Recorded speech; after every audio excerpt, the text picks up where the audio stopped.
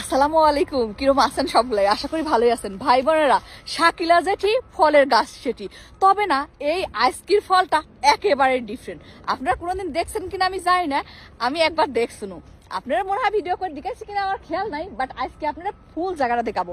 দেখেন, আমেরিকার ক্যালিফোর্নিয়া ছাড়া এই জিনিসটা কোনো জায়গায় পাওয়া যায় না। পিছন ক্যামেরা যা দেখাচ্ছি এবং কি ফল সেটাও করছি, চলুন পিছন ক্যামেরা যা দেখাচ্ছি। জীবনের প্রথম এই ফলের গাছটা আমেরিকায় আসি দেখছিল, দেখার পরে বুঝতে পারি নাই যে এই ফলের গাছটা আসলে কি এবং এটা কিভাবেই বা খায়। যে জিনিসটা চিনি না সেই জিনিসটা স্বীকার করতে আমার খুব ভালো লাগে। অনেকেই না এই জিনিসটা খারাপ আকারের নেয়, অনেকে মনে করে কি ওরে জীবনে তুই দেখিস নাই।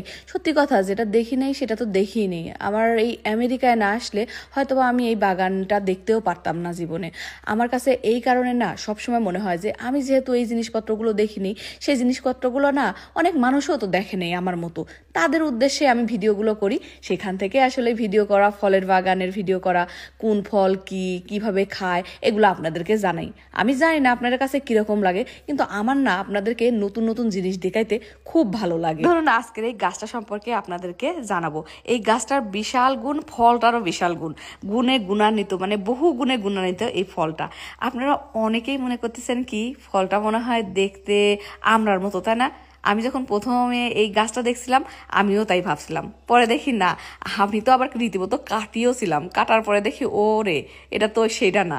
কিন্তু পরে যখন এই গাছটার ফল পাকলো, এরপরে যখন দেখলাম, দেখার পরে রীতিমতো খুশি হয়ে গেলাম যে কতদিনের আশা ছিল সেটাও পূরণ হয়ে গেল এই ক্যালিফোর্নিয়াতে। আমি একটা জিনিস কিন্তু ভুল বলছি, এই ফলের গাছটা আমেরিকার সব জায়গাতেই হতে পারে, কিন্তু সবচেয়ে বেশি চাষ করা হয় হলো ক্যালিফোর্নিয়াতে। কারণ ক্যালিফোর্নিয়ার ওয়েদারে এই ফলটা সবচেয়ে বেশি হয় এবং এই গাছটাও সবচেয়ে বেশি হয়। বিঘাকে বিঘা জমিতে এই ফলটা লাগানো হয়, মানে গাছটা লাগানো হয়, তারপর তো ফল আসে।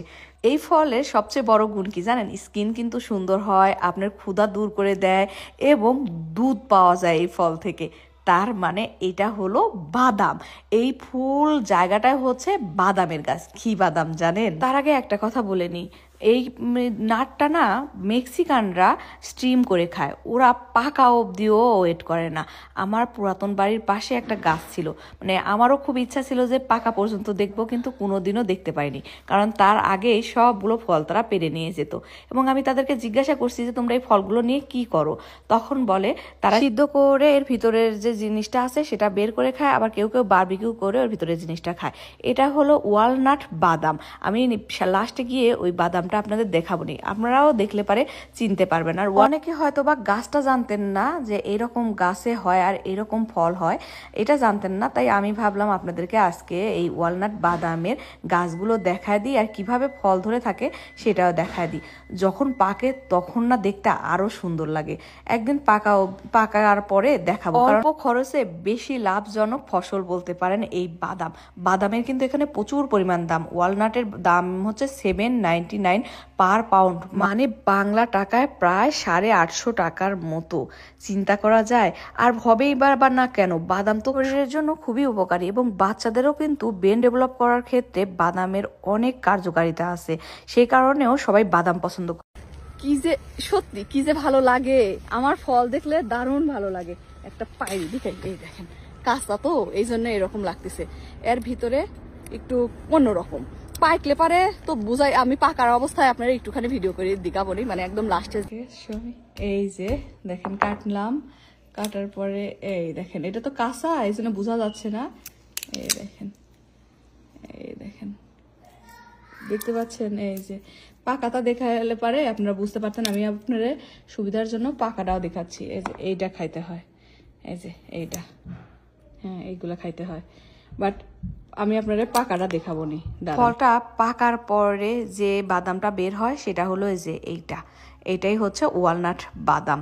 ওর বাসায় ছিল, তাই আপনাদের দেখানোর জন্য ও আর কি বের করে এনে দিল। এই দেখেন এটা।